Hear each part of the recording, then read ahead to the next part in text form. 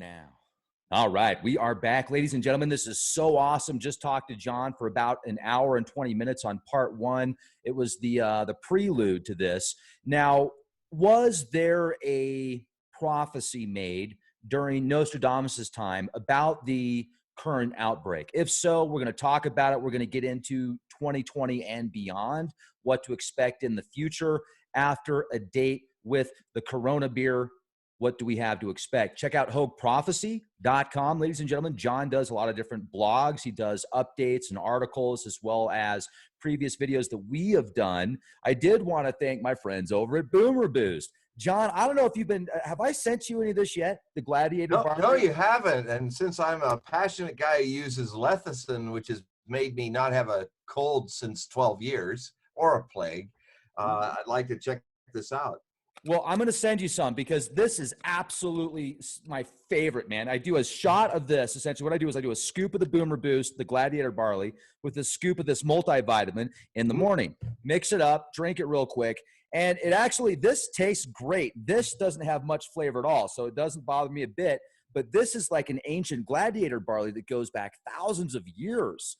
And the gladiators were taking this stuff to strengthen their bones and to strengthen their muscles and their immune system. And what's neat about it is it's an heirloom seed that was passed on and has been passed on for generations. So for several thousand years, this has been in specific circles. And now there's actually a laboratory that takes the barley, condenses it. So you just do one scoop, and it is, I think that Bob, which is one of the founders of Boomer Boost and the formulators, was saying that it's like 300% more powerful than the green drinks you buy at the store, which are already good for you. And I can tell, dude. It's like,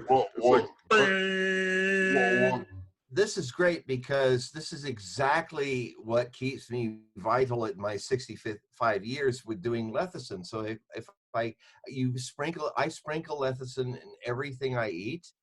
And when I started doing that 15 years ago, I haven't been sick with a cold. Nothing happened with Mr. Corona either. And so I would love to experience this stuff because it sounds like exactly an augmentation of what I already do to keep myself healthy.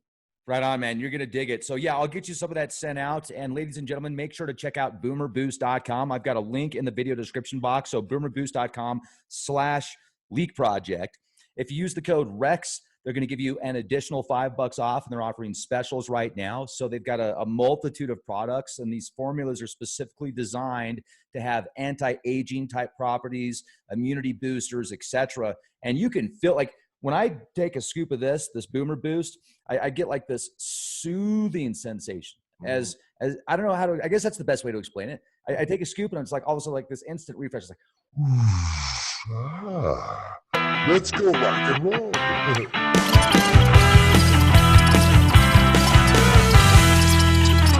But anyway, enough of that. I just wanted to let everybody know about it. And yeah, John, I'll get you some of that sent out. Thank you for this opportunity. Great. Really looking forward to part two. Let's rock and roll. Okay, well, we were kind of building the foundation of this second hour, looking at the past of Nostradamus as a plague doctor before he was known as a prophet, and looking at his most famous medical prophecy, which in 1555 foresaw Louis Pasteur in 1889 being, I don't think he knew what he had discovered, but he knew that this man would discover the secret long ago forgotten. That is the fundamental secret of why plagues and diseases and things happen. He dated it to 1889. He described what the Encyclopedia Britannica called as that he was called a demigod by people in 1889. And he also talked about, in the final line of the 4-line prophecy, about how much later, over a century later, all of his work was put into question as scandalous because of an author in 1995 who published a book looking at how Pasteur's notes showed that what he said publicly was untrue. that he actually did not test his rabies vaccines and other vaccines on animals before testing it on poor, homeless street urchins. He only tested it on street urchins. So he had this side of his genius, which is common in a lot of genius, because genius is complicated. It has its great heights because it also has its great lows. And in this case, he expedited this situation by testing it like Dr. Mengele would have done with children in Auschwitz. But that does not deny, and I want to say this because in my work, I don't condemn people. I love people. And I understand that people have their faults, and I forgive that in myself as well as with others. The situation with people who have genius is that they cut corners, and this is what Pastor did. And it reminds me of a man that, even though he has been absolutely ostracized and condemned by society, and that is Cosby, the comedian, Bill Cosby, for his issues with sexual perversion. I will never forget how much Bill Cosby's comedy and his records of comedy skits opened me up to adding comedy to my very kind of scary field. I've often said to my readers, you'll know when things are really bad when I get funnier. And so I think it's one of the great tragedies that happens for people out there when, because of a fault of somebody, and we all have them, the entire life and work of a person is cast away. When you do that, when you deny the genius of Bill Cosby as a comic, that does not mean you accept the fall of the man as a sexual pervert. So that happened. That's his failing. But if you also kill the beauty of his comic genius, you are the loser. So, I mean, that happens also with a great composer like Richard Wagner, who had his issues like any German in the latter half of the 1800s, who was a German nationalist, who made the mistake of actually writing an essay that was very anti-Semitic. And because of that one pitfall, that is why Hitler loved him, didn't understand his music and his love of redemption and transfiguration of human beings. The fact that Wagner died of a heart attack writing in his final essay that the only thing that will save humanity is to embrace the internal feminine, which is higher than anything else, the goddess energy. And then he had his heart attack and pulled the cord to get this in. So people are complicated. People make mistakes. Mr. T, your leader, makes mistakes. But for people who are trying to find a binary, simplistic answer to qualify people by either saying they're good or they're bad, you're denying your own humanity when you do that. And that's why you suffer when you try to express that kind of hatred for other people, whether they deserve it or not. So I'm saying that in the beginning because it's very much a part of prophecy that one deals with stuff that's frightening to our hopes and fears about the future. And it's one of the reasons why Nostradamus was forced to use the device of a flim-flam artist, which he said he did, and understanding that it would cause him, not only in his life, but in his legacy after he was long dead, for people to think he was a charlatan because he had to use, he decided, a charlatan's devices to protect the future from people who would recognize themselves in it and make it worse. What do you do when you open a window to the future of human existence and its potentials in the future? When you're talking about the future, you're talking about things that people in the future, if they read you, can change. Perhaps for the better, which you hope, but also for the worst. So for the years that he soul searched before he wrote his history of the future, which he confessed he did, he had to look at the harm he might do, not just to his family, but to the future if he was too clear, understanding fully that most people would misunderstand him to this day. As I was saying in the last hour yesterday, when I was waiting to do a segment in Russia, live across Russia, 16 time zones.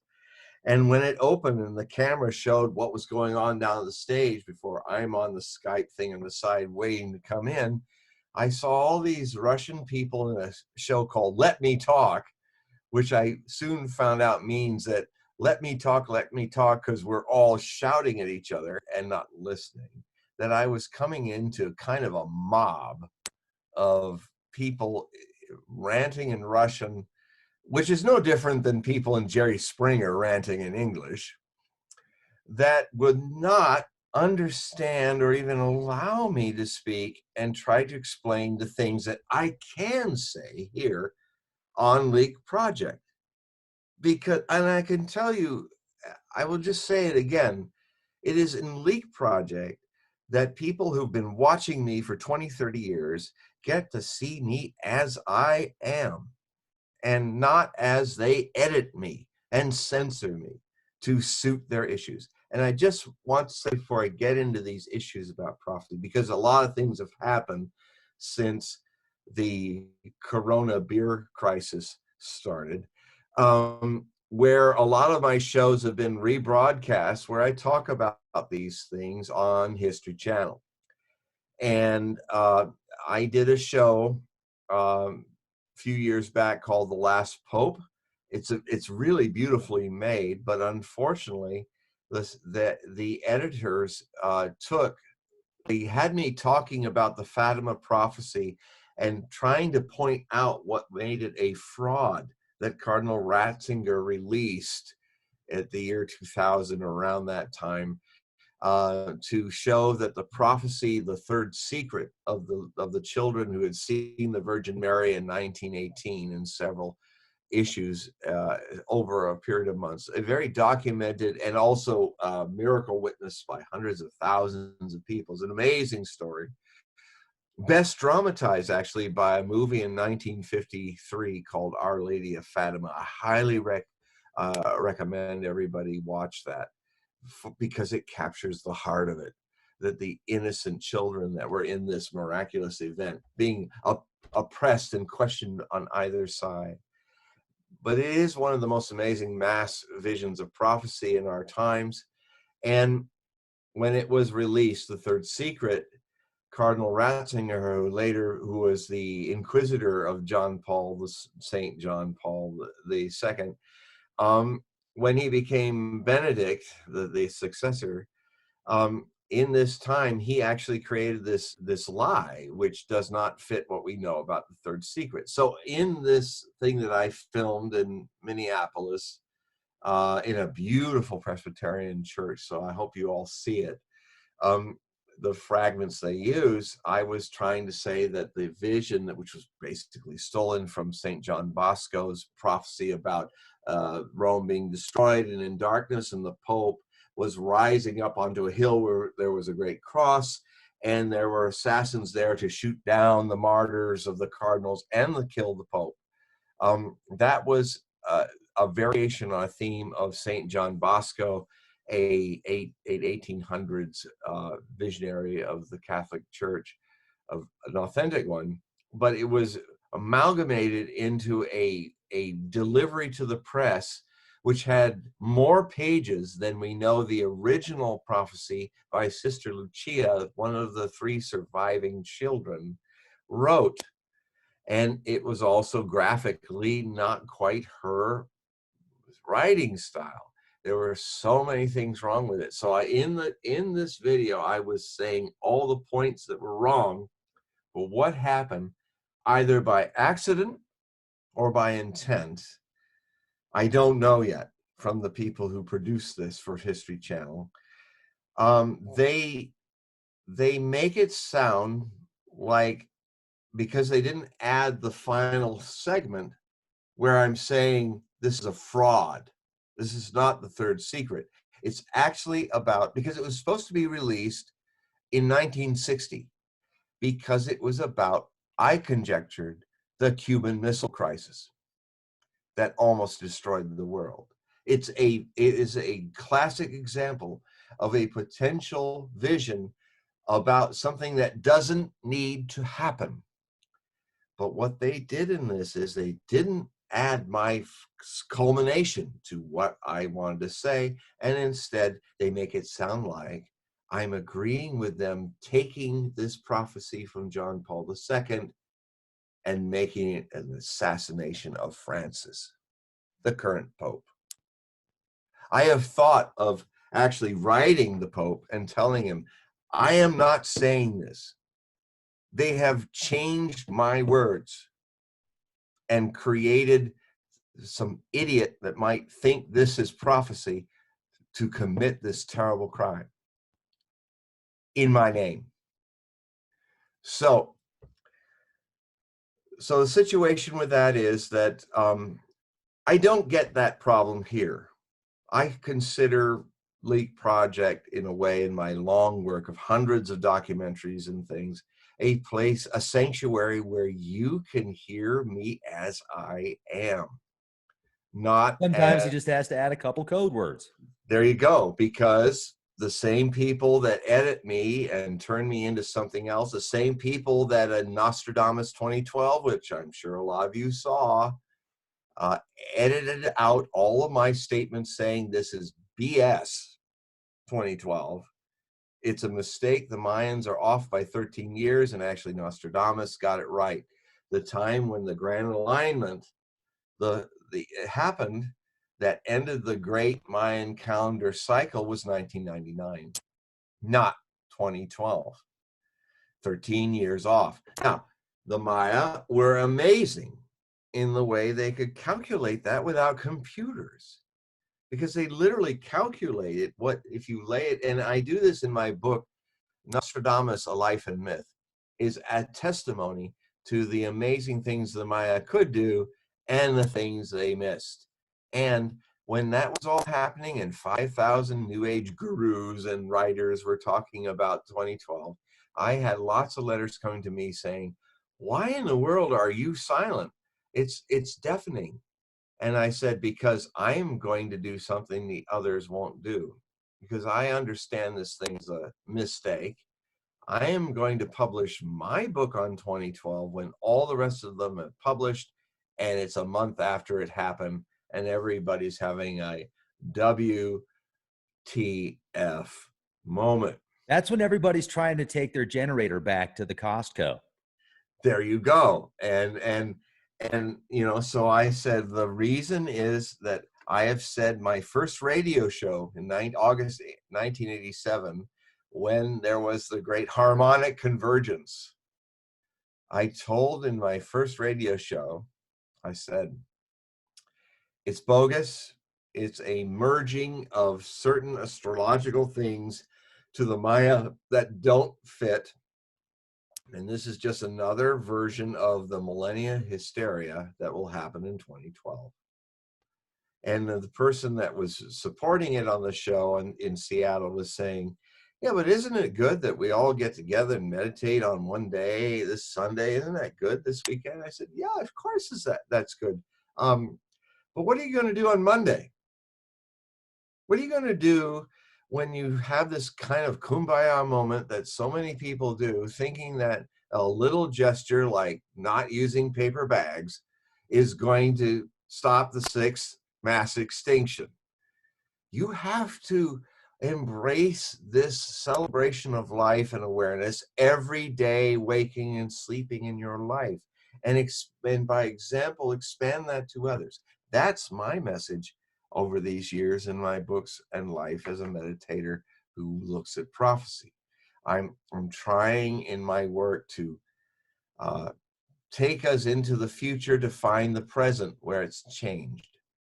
So I'm using this preamble, and I'm happy to have this window to really show the real Hogue here, and say that the things that I was going to share across Russia yesterday morning, prime time there, on their premier channel, Channel 1, and I've already spoken to hundreds of millions of Russians over the last few years, each year, so that I have quite an audience there,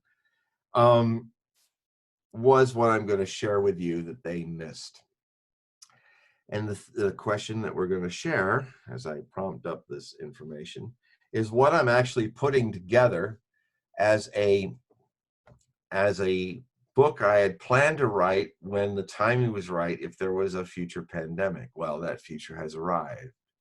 And the book that I'm putting together, which I'm also, for those who subscribe to HogueProphecy.com for $60, you $60 donation or a little more gets you 12 months of PDF downloads, fully illustrated, of the 9/10 of my Hogue Prophecy reports that the free samples don't show. It's like they're the tip of the iceberg.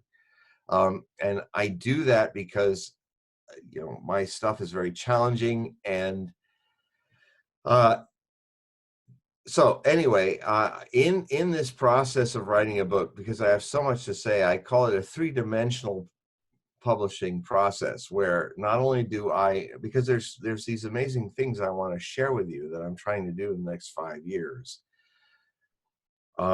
I will do a series of articles, which will then be, so it's a first look. They then become edited and become chapters in this new book, which is Nostradamus, the Coronavirus, and the Pandemic Prophecies of Nostradamus, that look at this famous plague doctor's very passionate look at plagues past, present, and in our future, including the Corona beer issue. So then that will be published in a book, and then those verses that are updated will be put into the pool of what will be the ultimate Nostradamus examination in history. Something that has not been done in 4.6 centuries since he wrote them. I will write and present to the world the most comprehensive study of Nostradamus's, all of his prophecies, every single one. Many of them you have not seen in his Almanac Prose Prophecy narratives. That will be, the plan is it will be 3 volumes of 750 pages apiece. And I will have it in ebook forms and other forms. I might also do a shorter version for people who want to go into that. But as my last testament, as I'm in my 60s now and can see the end coming, not soon, but enough to plan for it, my last testament, will and testament in the study of Nostradamus is to leave behind the ultimate translation and interpretation of all of his great work, that are looking not only in the past and the present, but into the next 30 years, which are literally the years in which we either succeed or fail in this evolutionary challenge that every civilization, I contend, out in the galaxies has to face, when we accidentally, on purpose, create a terraforming of our planet that, for whatever is the cause of it, we have to, and if it's us or other things, we have to bring back balance to sustain our civilization. And if we're successful, then we are so because we've broken our attachment to the past, and are able to respond to the challenges of the future by bringing our intelligence into the present moment, where it is best suited to change the situation we're in, with our population, with the pollution, with whatever's happening with the climate, which could be global warming, or as in deference to Rex, could be something else. But we have to do something to make it possible for our civilization to be sustained, because everybody's worried about the Earth. What's going to, I get these letters all the time, and it's misdirected. Oh, we're going to destroy the Earth and everything. Isn't that bad? And I said, no, Earth's fine. Earth is going to survive us like it has survived 5 mass extinctions. The story of life on this planet is resilient. And Gaia, the great goddess of this Earth, will adapt to what we're doing to it, as other species have done. The ultimate one being the non-oxygen bacteria in Precambrian times who farted oxygen. It was to them as foul as farts to Nostradamus's prophecy about Pasteur as it is to us. But what happened was that it literally caused the first mass extinction, which was back microbial life in the early stages of life in the Precambrian era. That actually they were farting themselves out of existence, just like we're farting possibly or other things in our atmosphere. So the thing is that what happened is a few of the bacterium adapted to breathe farts. And because they did, that's why we are talking and communing together today, 3.5 billion years later. John, are you flatulating some wisdom here? I am. I'm Hello. having a wise brain fart. Farts evolved. Farts evolve into, and when we smell that sweet air, that's somebody else's fart, which is an important thing to understand. Yeah, it could be. Sounds like a very bad song, Monty Python song. The thing is, so things are relative. What we think are good and evil, like what's going on with the Corona beer crisis, is what I love about the Chinese characters for catastrophe. The first Chinese character is disaster. The second is possibility. We have been given a number of amazing possibilities, which I will get into in this hour after I've given you some hint of what Nostradamus may have seen about this Corona beer issue. The beer getting old. And so what I'm going to look at are a little overview is that Nostradamus made a lot of amazing predictions. Some of them may have dated the Spanish flu in some of his prophecies. And I was saying earlier that, like with his prophecies specifically about the invasion of France in our time, modern times, he saw it as one invasion. We know it as two, in 1914 and 1940 by Germany. His prophecies weave together details of both invasions in the same verses. So I like to call it a situation where you're having a multi-planing. You guys remember watching Bambi and Fantasia? And I mean, I love it, especially Fantasia when they do the final ending where there's all the monks with the candles and pre-dawn hours, and they're filing past these cathedral-like trees, and they're playing Schubert's Ave Maria with the Ave Maria, gratia plena, and it's so beautiful. It's such a beautiful thing after The Night on the Bald Mountain by Mussorgsky, which was the big demon, and then it's like the dawn after, where the demons have gone away and now light has come back like the sun. And you'll notice that it becomes, in that Ave Maria sequence, the monks are passing through a 3-dimensional magic.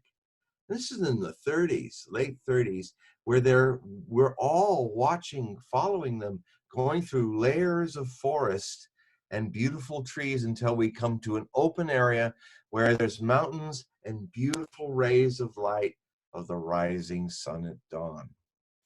This technique, which was revolutionary in the time of low tech, was literally artists painting those layers of forest on glass and moving a big hulking camera, unlike what we do now, big monstrous camera, to move forward on a track where it got close enough to blur out, and they'd remove those panels so that it looked like you were walking through a three-dimensional forest. No one had ever done that before. The Disney studios in the 30s did that for a lot of the groundbreaking multimedia stuff that they did in Fantasia. And they do it also in Bambi. When you see Bambi as a mature stag, the king of the forest, at the end, you see him on the ledge when you wander through the forest to see it. Beautiful work. In this way, Nostradamus sees the future often, where people that he thinks are one are many, as in the third Antichrist, Mabus. He could be Obama. He could be Usama. He can be MBS, the Crown Prince of Saudi Arabia, which is probably who he is. But he's trying to work out, and I'm the first to say it, because I don't follow the bias of many people who have not studied this thing as deeply as I, and understand the humanity and the failings of Nostradamus, that I am not under the dogma that says that Nostradamus never can see anything wrong. He's not the myth of biblical prophets who are also human failing people. The great problem of the Judeo-Christian Islamic prophecy traditions that I've studied and wrote about is that they're the most politicized and partisan of any prophetic tradition. The Hopis don't have a partisan ideological thing to sneak into their prophecies. They just simply tell us that we're living in when the last great destruction of the 4 times humanity and the world have been destroyed and rebuilt. The last one was floods, like many ancient people say, which is probably the melting of the ice at the end of the Ice Age, lifting the oceans 340 feet. And of course, just like today, most human beings live within the sea level regions of the world. And if we were to have a 250-foot rise, which is potential in the volume of water that we have on the planet, we would all also have our own flood of Noah's story to tell. But they have also said, all these different traditions, biblical and otherwise, have also said that the next time the world is destroyed and rebuilt and a new humanity of the few arise out of the destruction of the majority, it will be of fire. The Hopi, who are the most clearest and documented of these, of the native peoples of North America, I call it the Great Purification by Fire. And they describe an ecological disaster of people that have turned away from their connection with the harmony of nature. And they would do wars and an unraveling of the world of people and animals, as Nostradamus describes in his third Antichrist Mabus prophecy, would be happening. He doesn't use that phrase lightly. It does not come up in other places where he says, we are literally living in an unraveling of structures. What Viking apocalyptic prophecies called Ragnarök. Ragnarök means the breaking down of established order. And in its subtler sense, the twilight of the gods, those who rule it, the elites. The gods of Nordic prophecy are mortal, not divine like the Greek. They can die, and Valhalla, Asgard, can be destroyed. And then in that process, a new world is born, innocent again. And that is shared by the Hopi and many other people. So we are in the period. I could go a whole few hours in another show about Hopi prophecies, and we can do that. But for this show, germane to this show, Yes, Hopi prophecy. yeah, Remember yeah, that. It's yeah, on the whiteboard. yeah, because we'll do that. It's amazing journey because they are not trying to hide their prophecies because their society respected their prophets. Nostradamus' society burned them. So he had to speak in nebulous terms to get the message out. As I'm having in this show in our dark times, do the same when I talk about beer for something else. So with that said, so we are in that process right now. It is happening. We are in a experience of a mass extinction, the sixth. And the prophecies of Nostradamus describe that we will see periods of time of great plagues, pandemics, wars, and an unraveling of the balance of nature of animals and people together. So this is it. We're in it. We can argue about why or what is doing it, but we can all agree that things are abnormal, and new abnormal is not what we knew. So we can be railing in fear. We can be like what the Hopis say is the vast majority of the human race who will make an unconscious, though free to them, choice not to adapt and embrace the unknown of a new world and a new humanity and self-destruct. And that is going to happen, unfortunately. But also in the process, because nature does this, and we are not immune, no matter how big our brains are, if we behave like bark beetles and just continue to consume and multiply, nature's laws will apply to us as it applies to a bark beetle. And when the forest is eaten up and a random thunderstorm in the summer sends a lightning bolt that lights the whole Colorado bark beetle eaten forest into flame, that's how nature eradicates the bark beetles so that it can recover.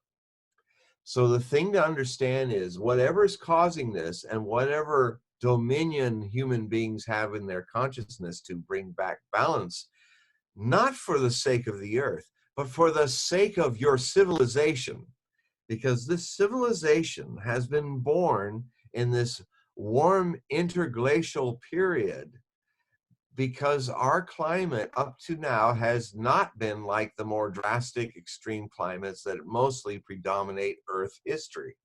In this short period of 10,000 years or so, we have been able to, because the weather has been mild, to create our civilization.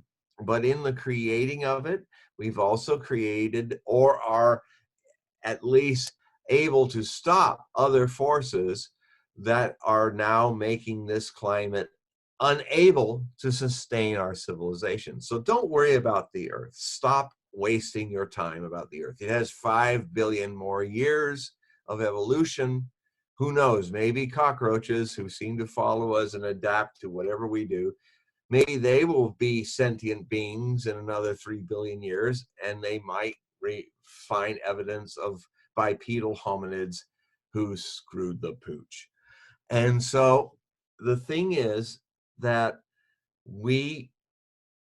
so the thing to do is don't worry about the earth, worry about you. Worry about your civilization, your children, your grandchildren, your future, all the incredible, beautiful contributions that human beings have brought to this world, who could end up like the ruins of ancient civilizations, where unlike the Egyptians, where we were fortunate to have the Rosetta Stone and the cuneiform of the Sumerians, who, as we talked earlier, have given us Gilgamesh and other understandings of how people might have been created and genetics and all of that. We are fortunate that we could translate those things, but we could erase all the amazing music and poetry and joy and things and beautiful things It's about our extinction, not the Earth's extinction, that you should be worried about. The Earth will be fine, but not you and me. If we don't find a creative way to adapt to these crises and change. Now, the beauty of this is that these crises, like coronavirus, in a moment I'm going to talk about these prophecies, because they predate a more grave threat coming with a different kind of genus of corona beer problems that is waiting for us in the 2030s, I contend. So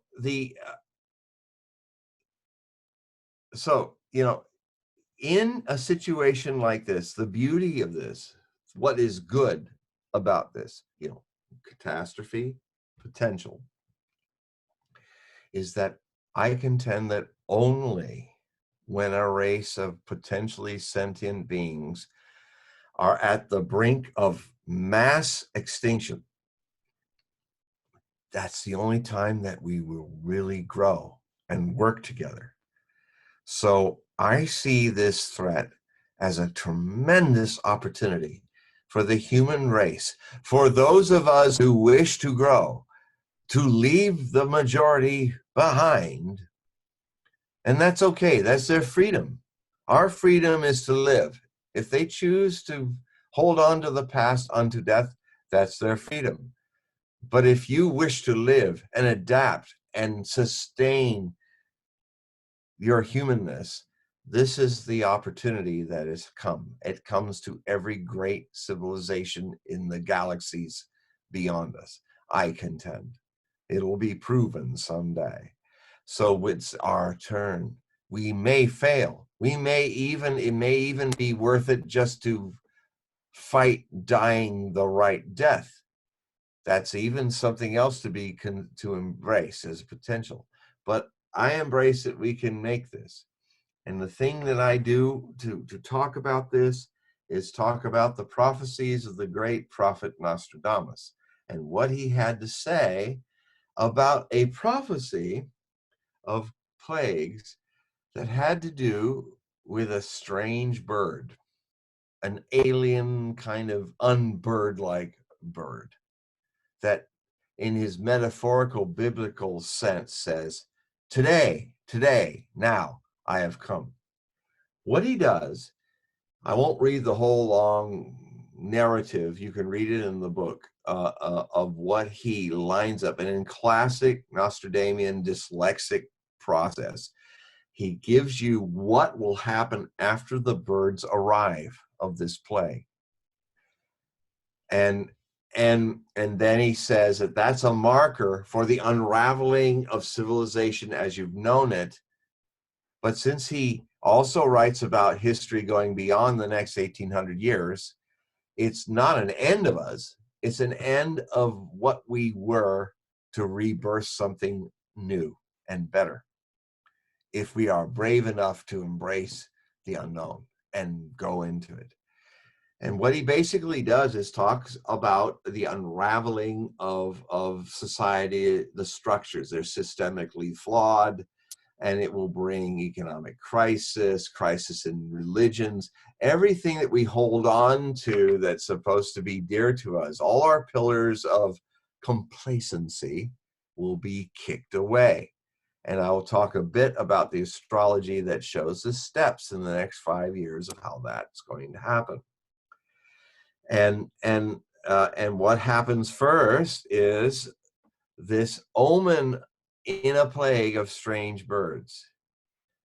So I went into the astrology of Nostradamus and the language of Nostradamus in the 16th century times, and I noticed that at no point did he ever mention any variation of the word for bat. But he talks about strange birds using a Latin idiom that means that it's not actually a bird, but something that flies like a bird that's alien in comparison to the way a bird looks. So it dawned on me that this could be a bat. And as we know about the coronavirus, that, and what we were saying in the last hour, that it's now developing more and more to have been an accident or a lapse of awareness in hygiene protocol in Wuhan that allowed the experimental virus to get out in the public air, and a bat probably caught it from a pangolin variation that they were working on, and that bat was slaughtered in the wet market and eaten by people who around late October into early November contacted this current corona beer crisis that has shut down the entire world, shocked us into attention out of our complacency, I would contend. It's amazing to see with that lead that there's a prophecy, Quatrain 75 of Volume 3, Century 3. Nostradamus, I'll just read it straight, the translation from the 16th century French. He starts with 4 towns representing countries that are impacted.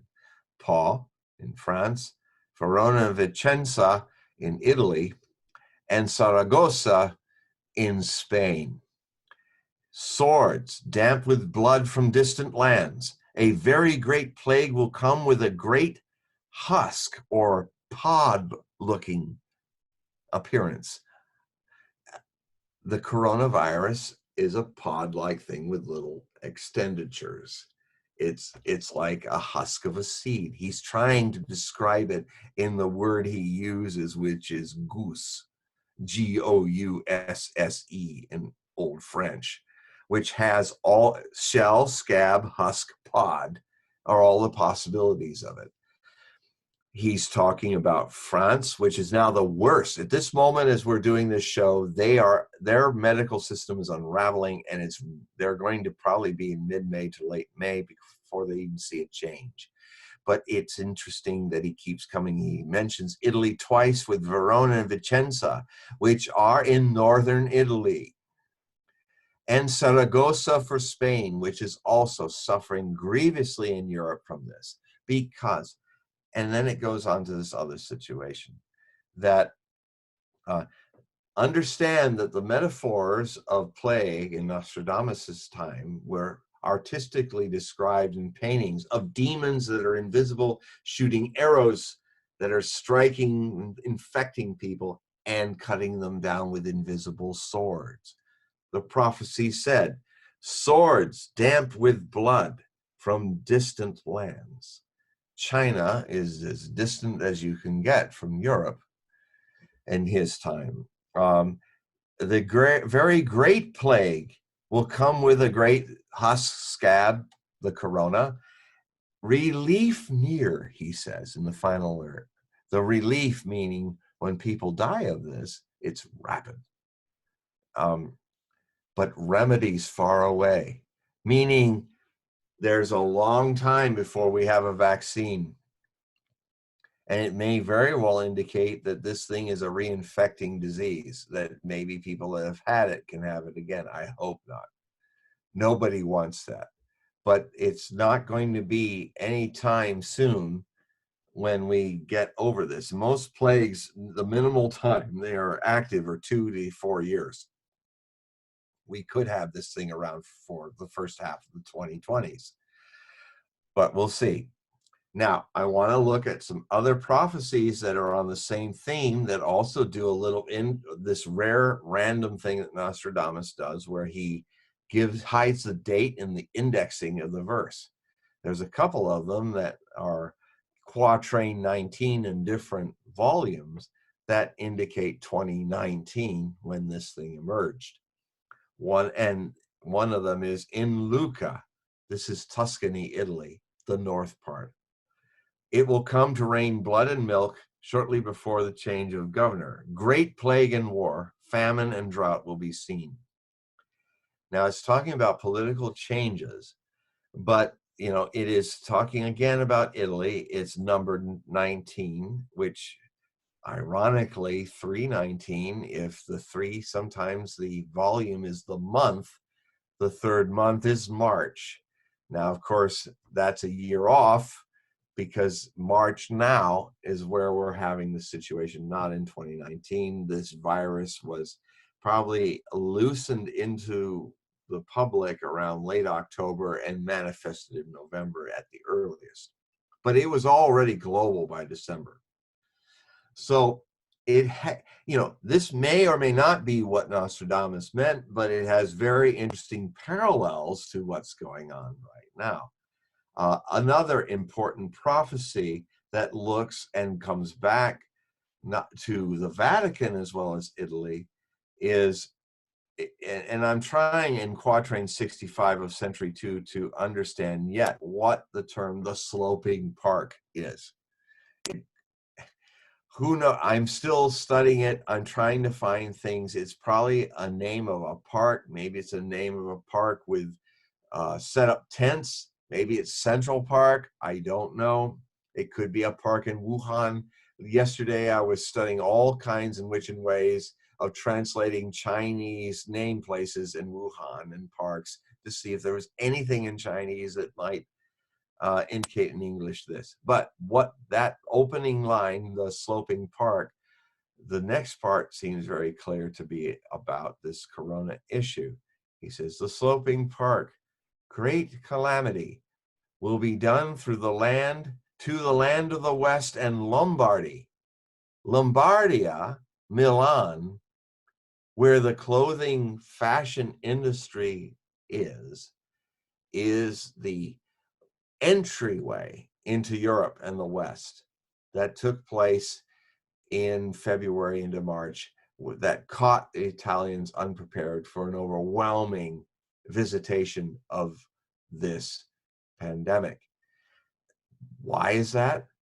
I came to understand because the perfect storm was that during the Chinese New Year, when Chinese people all across the world travel to China or out of China to see their family outside of China, there are over 100,000 Chinese laborers in Lombardia, in Milan, Chinese billionaires have bought a lot of Versace and other stocks, and Chinese are making your high-end fashion clothes and shoes and things. So they went home, had a little New Year's celebration, and brought the Corona beer issue to Italy 10 times over. And Lombardia is mentioned here. And it's the West that's been oppressed. Many more people have died from this and been affected than in its original source in central China.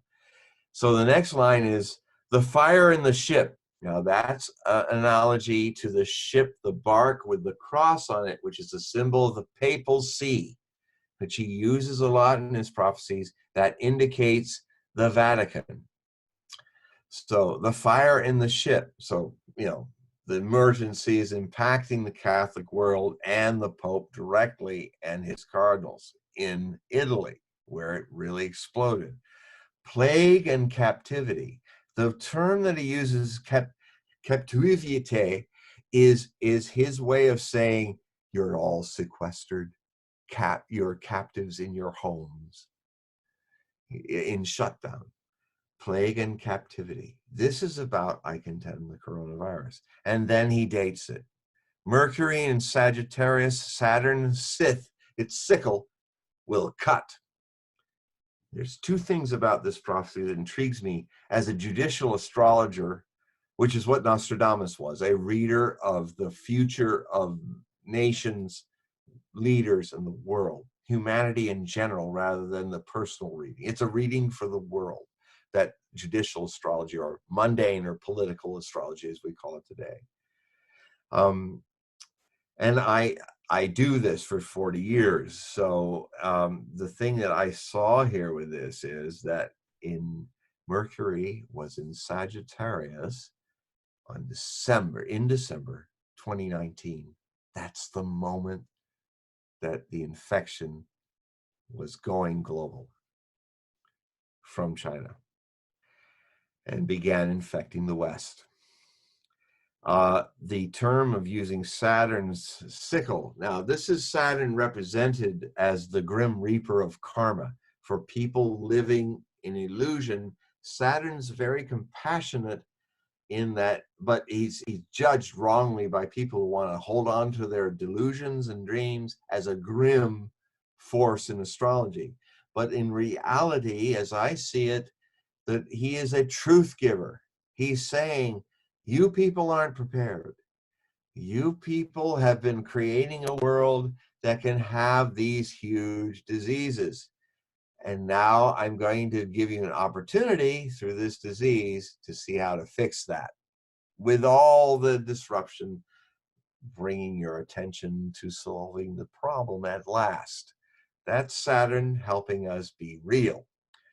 So Saturn, it has a very interesting role to play since the 23rd of March. Saturn, like Uranus, which is the ruler of Aquarius, and Pluto, which is a generational arbiter of generational change, is in Capricorn. Saturn's also in Capricorn. We have seen in the last few years of this, these major outer planets defining our outer world for us personally to live in. And long story short, it is defining this world as favorable to the relentless hegemonic takeover of our civilization by corporate interests around the world. It is the return of fascism from the last emergency period of the 30s and 40s in the guise of an aristocracy of elitists, the 1% with most of the wealth of the world, and the rest of us without it, trying to create a new neo-feudalistic problem. And as I said in the first hour, it was the bubonic plague, the same plague that Nostradamus fought to his fame before becoming a prophet, that forced the neo-feudalist system to change because of so many being lost in that situation, that it created middle classes, which was the beginning of the end of a one small group in a castle making all of us peasants. It is the beginning of even America's democracy all the way back in the 1300s. The process started to make people the majority more valuable and not just things to be making stuff for a few people. But in an odd way, history repeats itself, and things, you and me, are being made into things, and Saturn is astrologically making this happen since the 23rd of March, when it is the first of the three planets to leave the signs that help corporate people just take everything from normal people. The corporations that were turned into people by Citizens United in 2010, when they're fake people, corporations. Pepsi is not a human being. Pepsi and Coca-Cola don't cry when things happen, and they don't know love like we do. They're soda pop.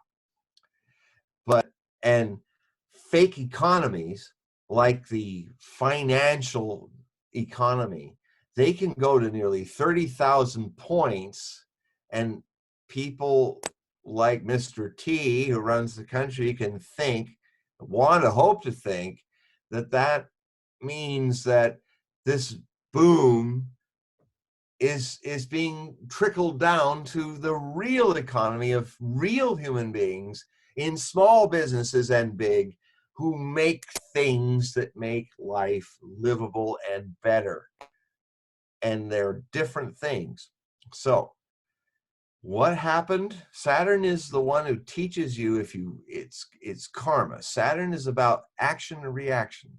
It's a very powerful planet in play right now, because in the Great Recession of 2008, the way it was fixed was, in a free market, industries that do not know how to do what they're doing are not saved.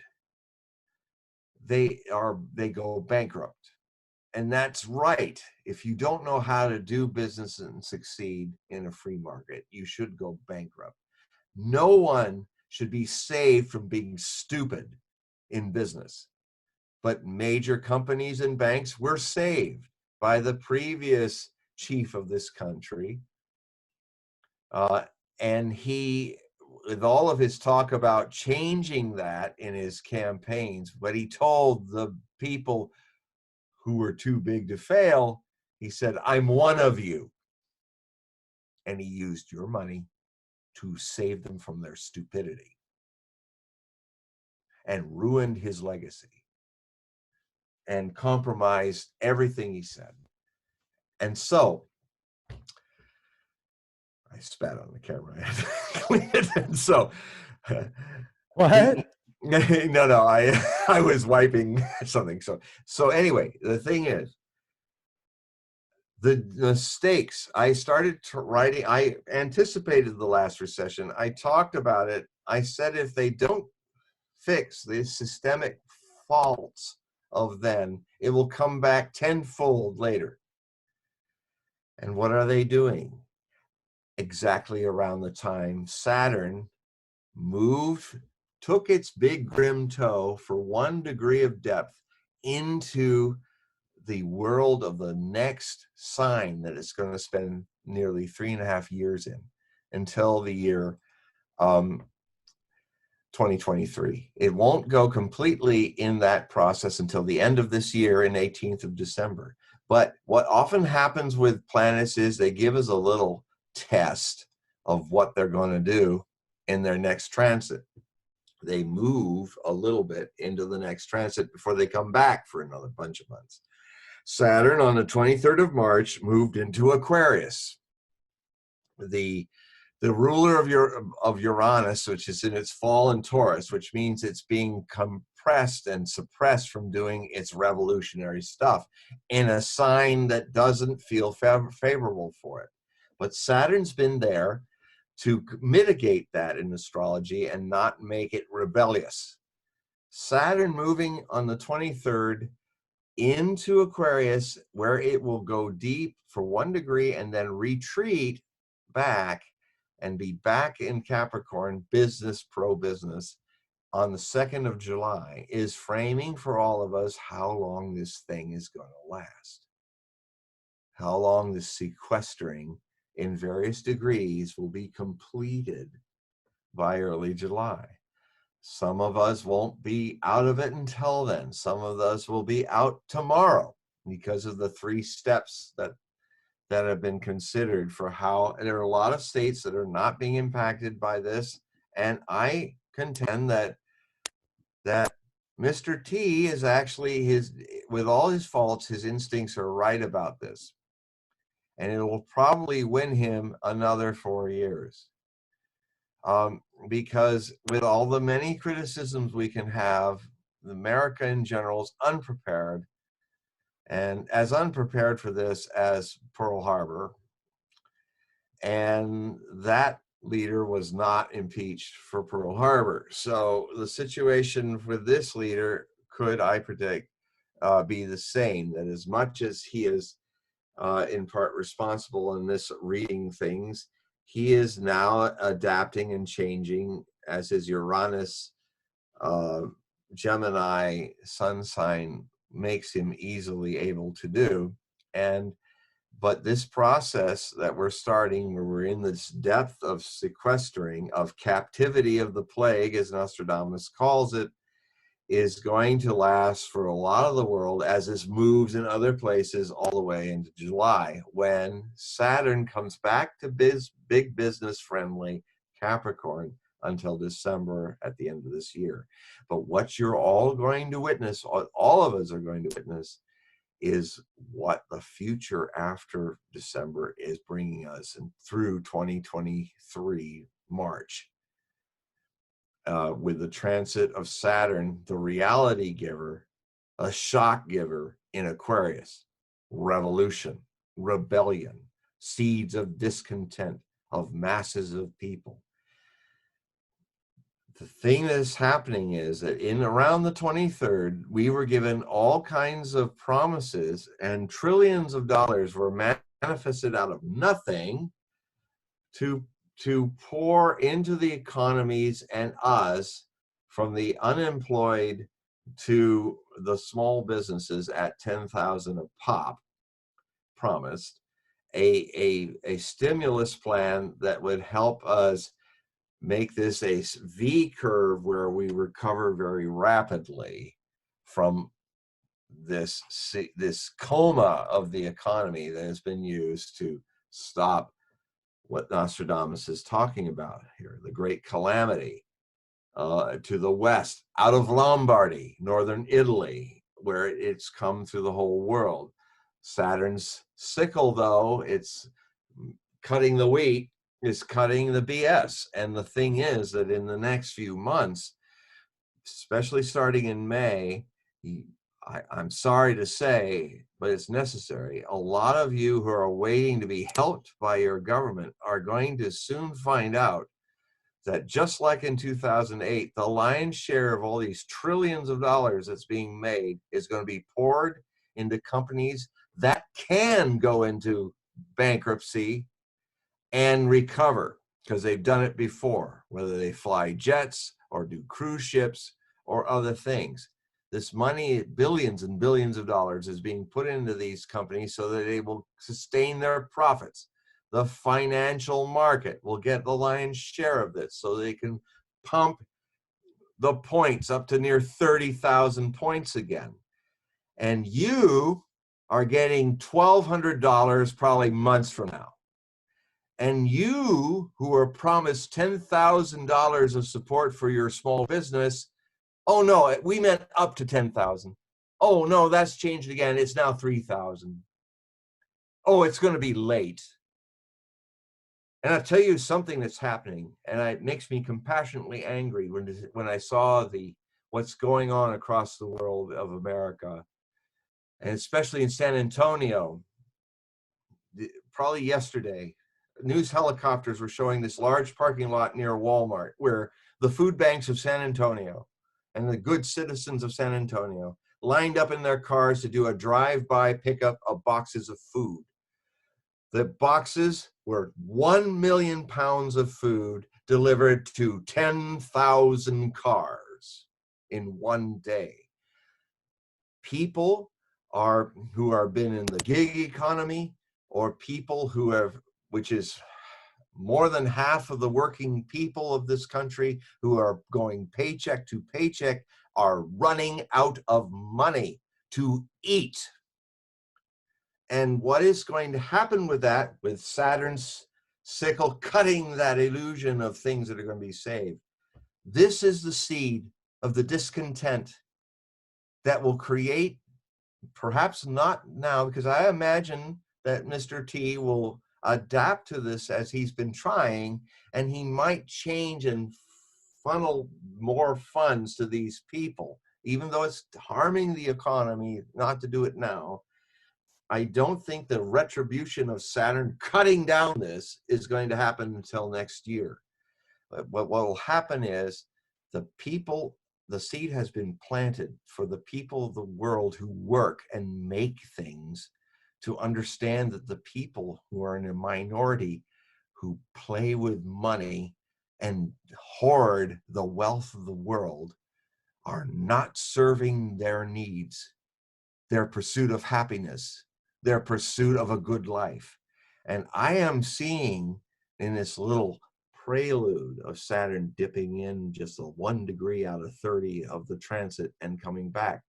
By the time we come to the spring of next spring, the spring of the working human beings' discontent with our elites, you're going to see in 2021 a spring of revolutions that have not been seen since 1789, when people also could not eat, stormed the Bastille, and created a century of revolutions, with the first being the French Revolution. We are coming back into exactly the same astrological Saturnian things that brought that on. And it's necessary. People need to wake up and rise up and redefine this order of power and wealth that is not set up for our good intention, but is set up to sustain dead corporations pretending to be people. Dude. Yeah, so there's trillions of dollars that have been signed over, and there's still a lot of complications that are going on, and we're getting bits and pieces in the media. So what I asked when the signature was given for this huge transfer of wealth, I was thinking to myself, you know what? This is fascinating. Just the amount of money that's being handed over and how much are the people actually getting. So here's the thing, man. It's a tough situation for everybody. And it's like these big banks that fractionalize our money. You know, we put our money in banks and then they fractionalize this, then they fractionalize it, then they decide, then they charge you to put your money in their bank while they fractionalize it. It's insane. It It's is. insane. It's And so absolutely. then these corporations, like you say, are on, some corporations are on the edge. So the only way to stay afloat is to have this money just pumped back into the system. So do you remember back in 2007, 2008, the reports were, now I can't confirm this because I wasn't there, but reports were that Congress was warned if they didn't sign this bailout package that martial, let's talk about it, law would have been declared. And right now the situation is the amount of money that is out there that has been, fractionalized and everything that I don't understand, but I look at these numbers and they're saying, okay, well, we'll just print more, print more, print more. And essentially you can do that. And I hope that it works out. But what about these people out there that are literally, in their house, they need to eat, they need to pay their bills, they're waiting for a check to show up. And it's a tough situation, man. It's a tough situation. And even though it has a unique global, more sophisticated variation of what's going on, it's the ancient trigger of all social upheaval and revolution. If you're hungry and you're out of a job, you have nothing to lose to rise up. And guess what's happening? It got publicly stated just today. I heard it on Rick Sanchez and RT and verified it. There's been all these rehearsals going on around Washington, D.C. to enact a rehearsal for martial law to sustain, mostly against social upheaval, which I read to mean potentially, if not now, between now and July, but potentially, definitely next year, where 1 million people in their cars are coming into Washington to petition and fight with their government to get this thing straight. And the army is being prepared to deal with that. I have often said, this is the first time I'm seeing in a physical reality things that I've been saying for the 32 years I've been writing about and talking about and warning about the roaring 2020s, that it would be a time where the human race would face unprecedented martial law emergency situations, some necessary, but and in fact, there are times, and I often bring up a person who is responsible for the word we call citizen. This was an ancient Roman senator named Cincinnatus, and I call him up often, and more so now than ever before, for what he did in the earliest centuries of the Roman state, which was a little city state in Italy in like 400 BC, when there was an Italian nation around them, hostile Italian nations that attacked Latium and defeated and destroyed their army. Now they were about to be conquered and destroyed. The Senate couldn't quorum to how to democratically decide how to do something right about this, so they decided, we'll take the risk. We'll choose one of us to become our dictator temporarily. With powers of life and death, we surrender all of our rights to this one man. If we pick the right man, he will save us, and then we will restore our republic. So they picked a man named Cincinnatus, who was a soldier and a general, retired to his beautiful farm on the other side of the Tiber River, where he loved to just make wine and make food and just be simple. But they liked him. He was a courageous man. They gave him the fasces.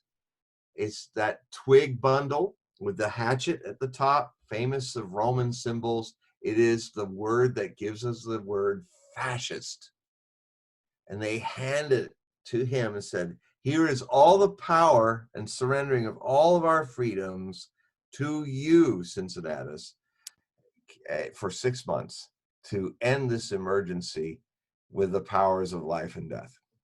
He took it and he went to work. And within a month, he whipped Rome into shape.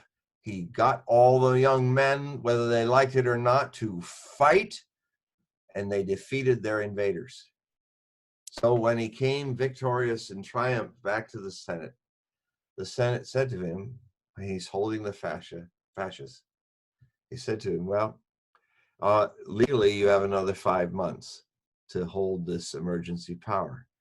And the first thing Cincinnatus did is what I hope leaders in our time, far greater emergencies, literally life and death emergencies for the human race, will then hand it when the emergency's over back to the people and say, I don't need to have this. I'd rather be back with my plow and growing my wine than have this dictatorial power.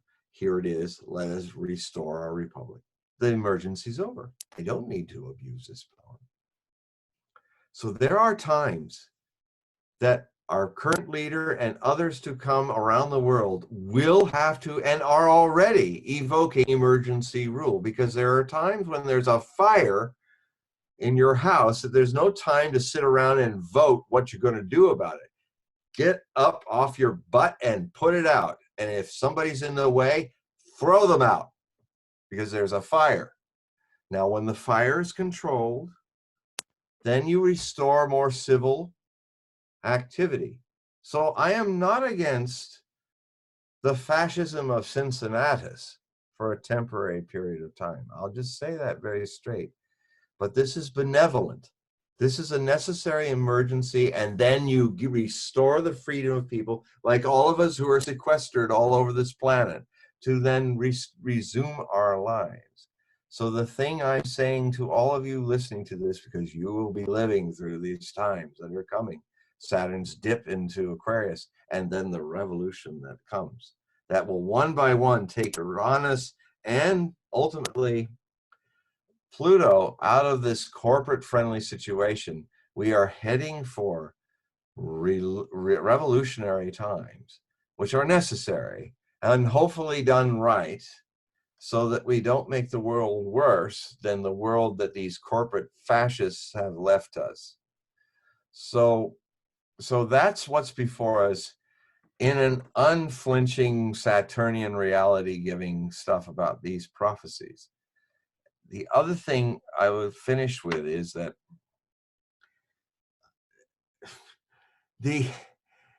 there are many prophecies in Nostradamus that are talking about a blood plague.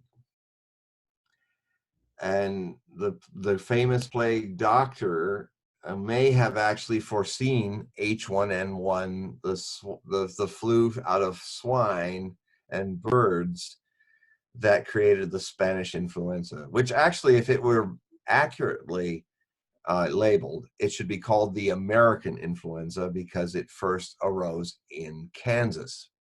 It was only because journalists in America wrote about its bad impact in Spain that it became called the Spanish influenza. But actually, if we're going to call names to China about who started what, we should at least be fair enough to say to China, okay, we're going to set you straight. We're going to be straight.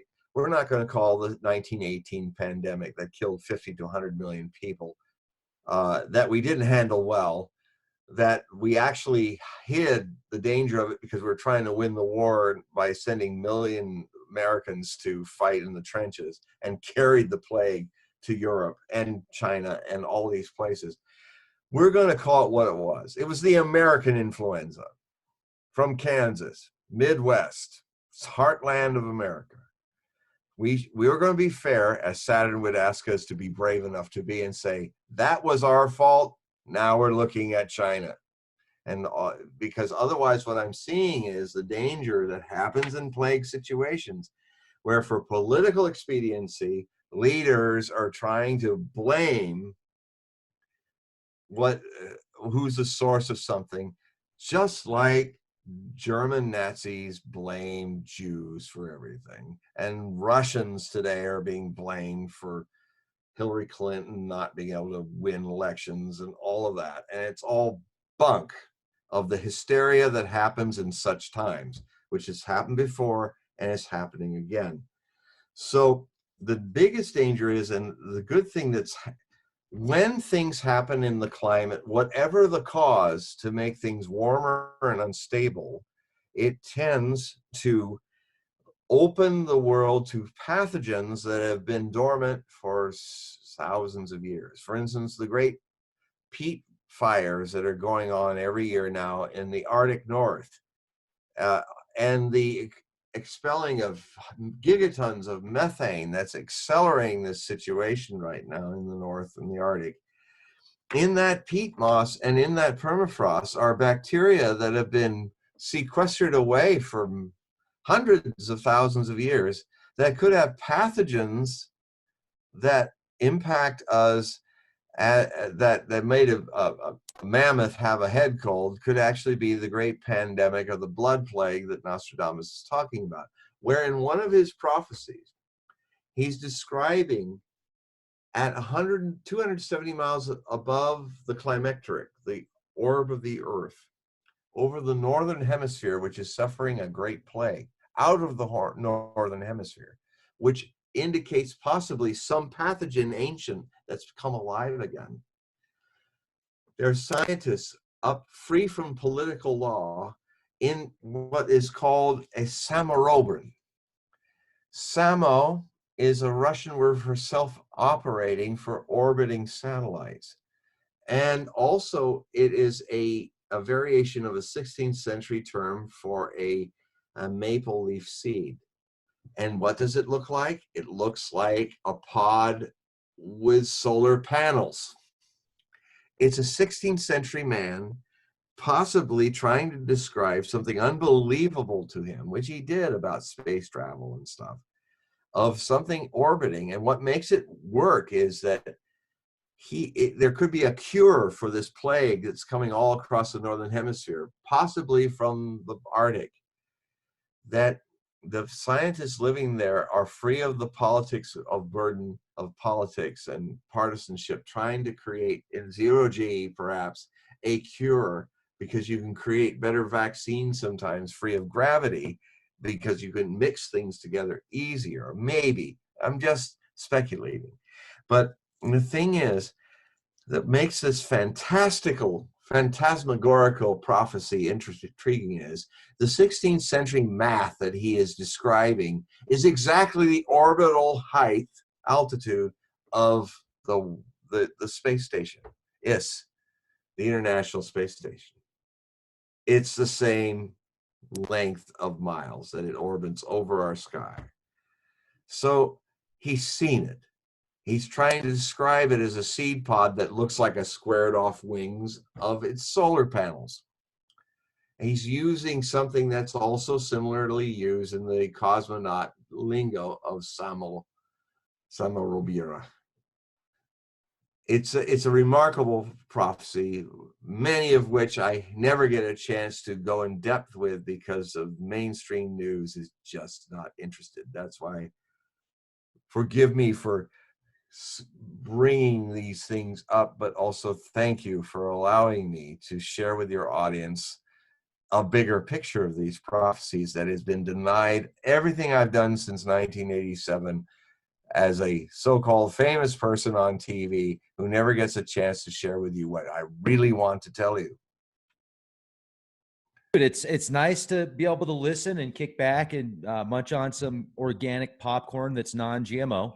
And I've got coffee, Got a San Pellegrino lemonade over here. I just drank some Boomer Boost, some Super Tea, and I'm not even exaggerating. So the Super Tea's gone, the Boomer Boost, got some scoops of that left. But no, man, I really appreciate this, John. And when you come on the program, it's usually you get in the zone for a couple of hours, and it's like turning on a movie. It's like you get on the couch, you turn on a movie, and it's nice to be able to zone out for a couple of hours and listen and get into the moment. And that's what you're doing. But we don't have a $50 million budget behind us putting together this film that takes a year to do.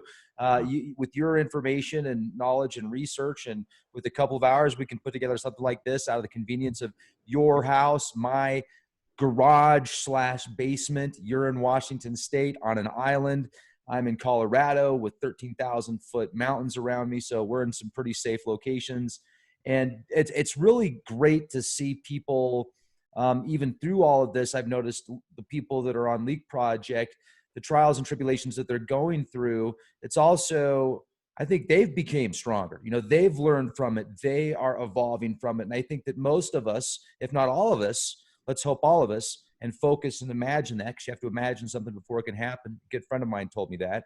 And I'm right there with them. So if you don't imagine it, you're gonna how are you going to create it if you can't even imagine it, unless it's just by chance or accident? And that's not as likely. So people are starting to come up with ideas. Okay, a courier service. Oh, I'm going to get a 3D printer and I'm going to start printing up objects that people need. Blogging, information, and those in media have a beautiful opportunity right now. It's I got to say this real quick, and while we're talking and finishing this up, is Conan O'Brien is one of my favorite comedians of all time. I love absolutely, love that guy. And if I ever meet him, it's going to be so funny, because I have a feeling one of these days I'm going to get on his show. I'm working on it. I'm working on it pretty hard. But anyway, so I get on his show and be like, "Hey, Conan, how's it going, man?" I'm gonna have to like jump up and give him a hug. So, but I want to also say I love Andy, his straight man too. Andy is fantastic. Yeah, you gotta love Andy. I've been watching these guys since 1999. Kristen and I have been watching them since 1999, and I remember when they used to go, "In the year 2000," but I'm watching them. 2000. I so wanted to do that show with him. Hopefully someday I'll do it, and we'll have me be Nostradamus going, "In the year 2000."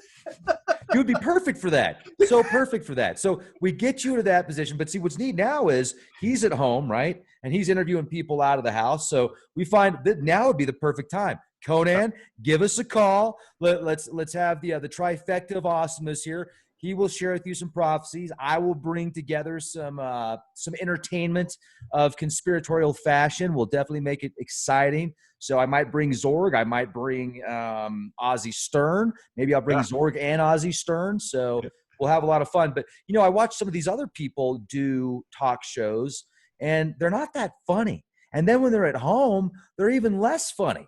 They're just, I was like, you guys, no offense, but you kind of suck. Conan's still funny at home.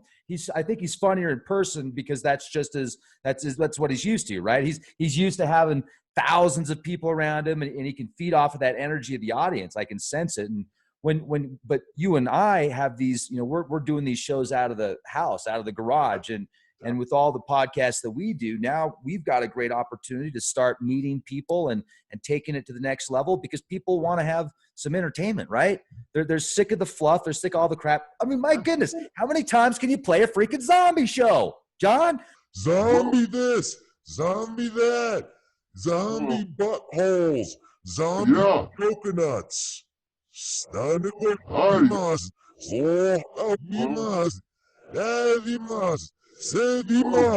well, and that's the thing about the other thing that Saturn's going to do. It's the great leveler. The Sith will cut.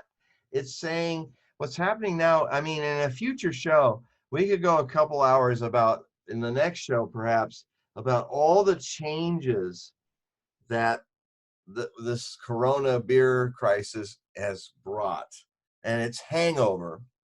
And good ones too. A lot of good stuff, unexpected stuff. I'm writing and gestating a lot of this now in my articles at HogueProphecy.com.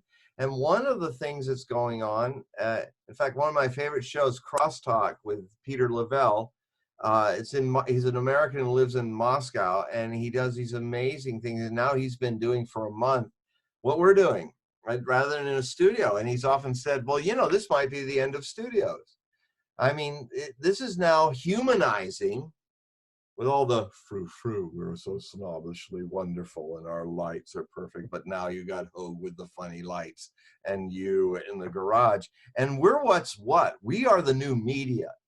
And I think intelligent comedians like Conan will understand that. And I can see a situation where, and we're not wearing our suits and ties anymore. We're just comfortable at home, interacting in glorious 2 dimensions with the world. And so with that, you've got a situation where I think the smart guys in the elite media are going to pump the floor with us, and they're going to, Conan, we could do a show with you. So that's it's getting kind of down to earth with people. It's the people thing now. It's not NBC and all of that. It's me with my lights all over my office and you doing push-ups in the garage. And that's life. Wait, what's that? Oh, wait, we're still, I mean, see, I thought that it was just you on the screen at the moment. I forgot that it was a dual split screen here. So this Boomer Boost has got me going, man. Boomer Boost. Yeah, folks, boomerboost.com. Use the code REX, get $5 off. Boomerboost.com/leak project, the Gladiator Barley. Hello. We need a purple cow. Boost. Yeah. Boomer Boost. It's organic, man. Could you imagine? You're like, for the Boomer Boost commercial, you got some like organic cow out in the pasture, and you're out there, and you're like, squares, and it's like Gladiator barley milk that's coming out, and people like, and you got these gladiators down there that are just like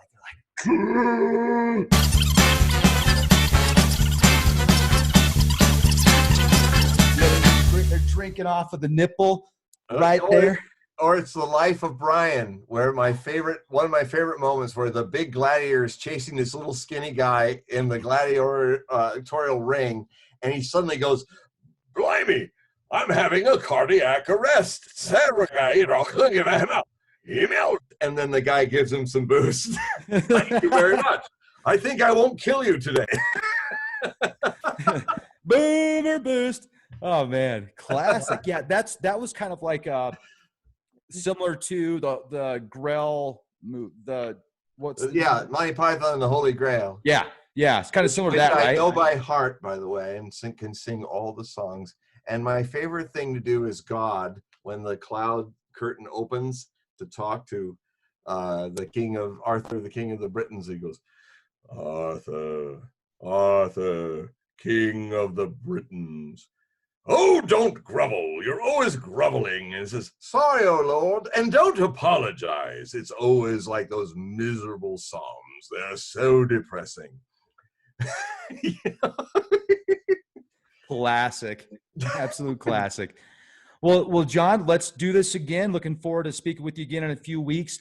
Ladies and gentlemen, HogueProphecy.com. Make sure, if you want to have that astrological chart put together and know more about some of the opportunities that might be presenting themselves based upon the astrological charts, John is the expert of that.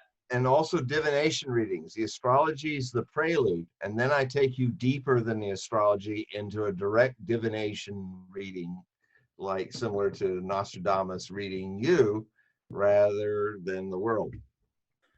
Then okay, good. And you're sending me the next book. You're signing it. You're autographing it. You're sending it to me.